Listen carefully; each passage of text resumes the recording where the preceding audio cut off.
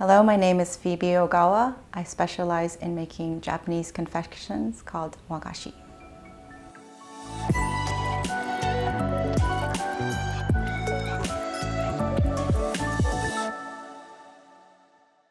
Wagashi literally means Japanese confection. So it's just traditionally made with very simple ingredients. It's sugar, it's water, it's beans, it's rice flour. There are many iterations that come historically through just even people visiting Japan. So when the Portuguese came, they brought milk, they brought eggs, they brought butter, some of the sugar, some of the red bean. That came from China as well. Like it's just the history of wagashi is basically a history of everything else around Japan as well. So that's really fascinating history too. Yeah, I was born in Los Angeles, but grew up in Vancouver and up in Canada. I moved from Vancouver to New York around 13 years ago. So like the kind of like the everyday sweets was something that, you know, growing up in a Japanese household, you would know just to have, for example, like mochi or dorayaki or something like that. But like actual like traditional Japanese wagashi was something that came a lot later, and it was just from maybe just going to Japan on summer vacation, because it's not something that you would find here on this side of the ocean. Our mother was like, almost every meal was Japanese. She like really made an effort to, you know, have a very culturally Japanese household. Like we had bento boxes every single day for lunch, for school, which was very different and very unique. But being that one kid in class with the one bento box also made me a lot more curious about Japanese culture. And so that was why like I decided after university to just go and live in Japan for a couple of years. I did my master's there, and just to be able to live in Japan, which I'd never done, and to speak Japanese every single day. It's definitely not something that you could learn in any pastry school here. It's even anywhere really outside of Japan, it's just impossible. So I had to go and learn how to make wagashi in Japan. Like you had to physically be there. And even in the pastry schools there, it's just part of the pastry school. It's mainly still like French, or there's bread making as well. So it's the program that I did go to, it was just a one-year program. Only a third of the year was dedicated to wagashi, which definitely didn't feel like it would be enough. So I immediately, not even a month being there, I immediately went and found a shop that would take me and that would train me outside of school. So that's where I ended up most of the time while I was in Kyoto.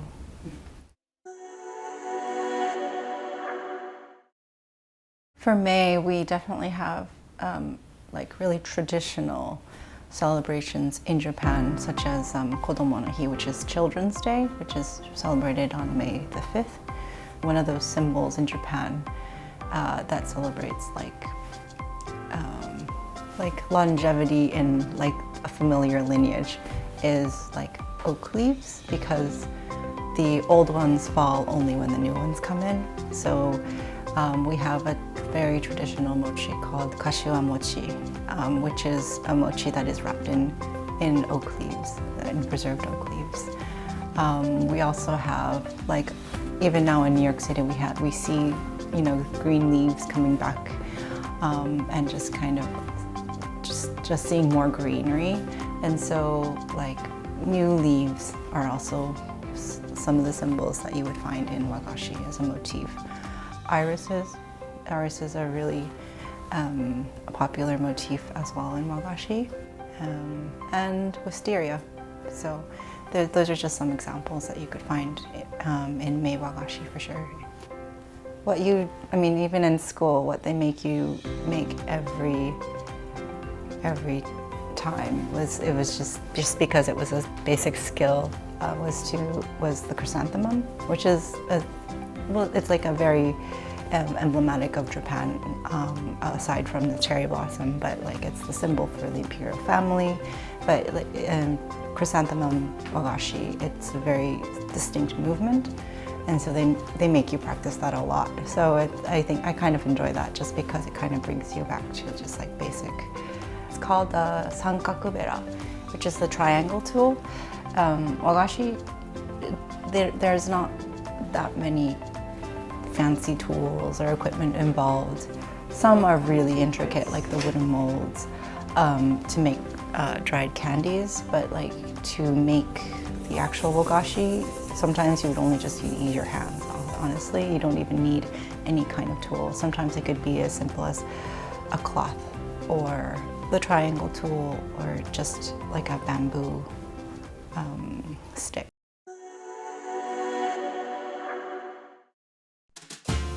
So here we have a nerikiri, which is white bean paste with mochi mixed into it. So it makes it quite pliable, almost like Play-Doh. So here you can see that. Here we have white bean paste, and we have a lighter color of the nerikiri here as well. Here we have a triangle tool called sankakubera. It's been hand carved. It has different, like a rounder edge, a sharper edge, and then a double edge here, used for different purposes. So here we will start with the nerikiri. I'm going to flatten. Just going to give it a dimple. I'm going to flatten that here. I'm just going to give it, just blur the edges here so that we have a nice gradation of color. So what I'm making today is an azalea, which is a flower you see in May.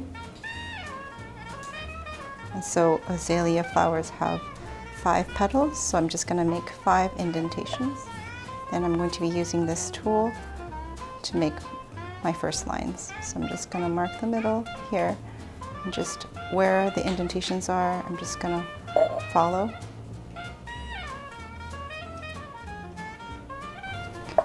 And then I'm going to be using my fingers just to give them these a point.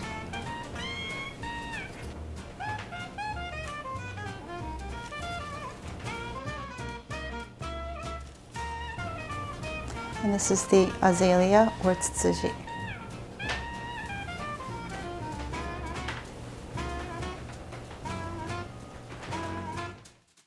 I sell my wagashi at Mog Mog in Long Island City, which is a Japanese market. And they have wagashi there every single day that they're open. And it's always like changing, it's always seasonal. And there's some everyday things as well, like dango sometimes, which are the mochi on the skewers, on the sticks.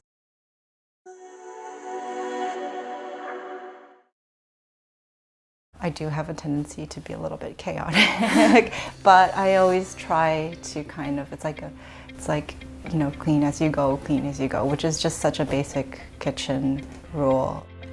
So I love the paper towel holder that also kind of holds other things. It has that shelving unit as well. That's really amazing. I love this magnetic kitchen organizer because it really, like, countertop real estate is so like precious and crucial. So it's just, I love having everything not on the countertop, just right behind me where I can reach it whenever. Even just organizing some of the tools that I have, some of them are quite delicate, and because they're custom made, they're always a little bit not conventionally shaped, so it's kind of difficult to kind of organize those things. So it's great to have like organizing tools like the shelving unit. So I love that you could hook things onto here on the sides here with your hooks. So I just got this cooling rack. This is just a regular cooling rack for baking, and I just kind of use these to store my brands. These are really difficult to kind of look for in a box, so it's better, I can find them easier if they're displayed. So these were the wooden molds. I have them in order of season, so from spring till winter.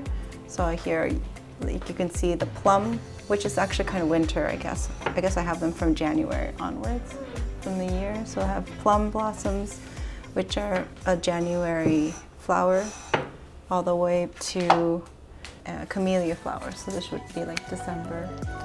That Yamazaki has, it's amazing. I just was able to bring everything out, and it's kind of a way to display it. It's also easy to find those tools as well. I do want to ramp up production. I want to be able to make more. I'm working towards just like training other people and just like, and I really want to I do want to move towards education and just trying to get, to teach more about not just the history and how to make it, but like just the cultural aspects of it, which I also would need to learn more about as well. So it's just an ongoing process of learning for myself as well.